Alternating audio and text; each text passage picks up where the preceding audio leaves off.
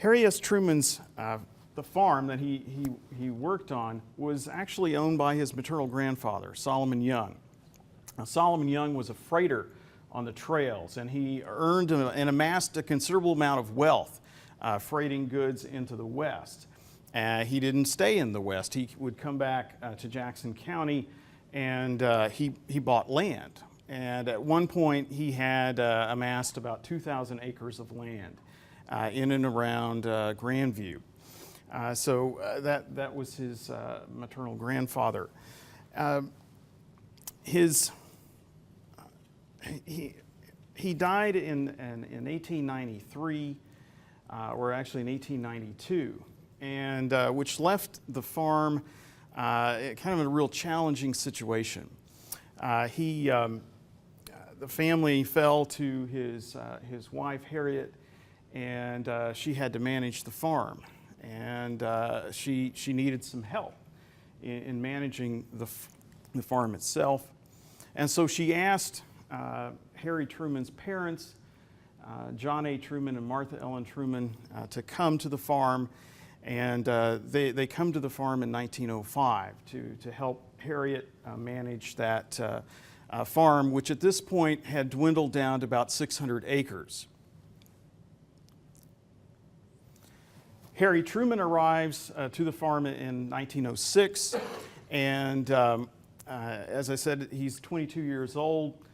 He comes to manage the 600-acre farm, and the 600-acre farm was large for Missouri standards.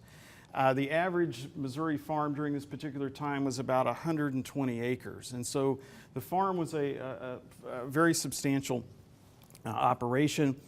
When he came to the farm, it was a pretty crowded place. It still had his maternal grandmother there. His parents were there. His brother, John Vivian, was there as well, and his sister, Mary Jane Truman. The farmhouse would also be frequented by Harrison Young, who was a brother to Harriet, and he would frequently come in and out. So it was a very, very busy place for him. Harry Truman described his farming experiences in this manner. He says, "Well, I went to the farm in 1906 and stayed there, contrary to all prophecies, until April of 1917. Really until August 5th, 1917. It was a great experience. Wish I'd kept a diary. It was my job to help my father and brother feed the livestock, sometimes milk a couple of cows, then help my mother get breakfast. After breakfast, we'd go to the fields. In spring and fall, there'd be plowing to do. We had gang plows made by the Emerson Plow Company, two 12-inch plows on a 3-wheeled frame. It required 4 horses or mules to pull it, and if an early start was had, about 5 acres could be broken in a day. Not an 8-hour one, but in, say, 10 or 12 hours. In the spring, when the weather was cool and the teams could be kept moving, the time was shorter. That sort of plow is the best demonstration of horsepower. Pounds, feet, minutes. Sometimes the horses gave out, and then the power was off until a rest was had. Riding one of these plows all day, day after day, gives one time to think. I've settled all the ills of mankind in one way and another while riding along, seeing that each animal pulled his part of the load.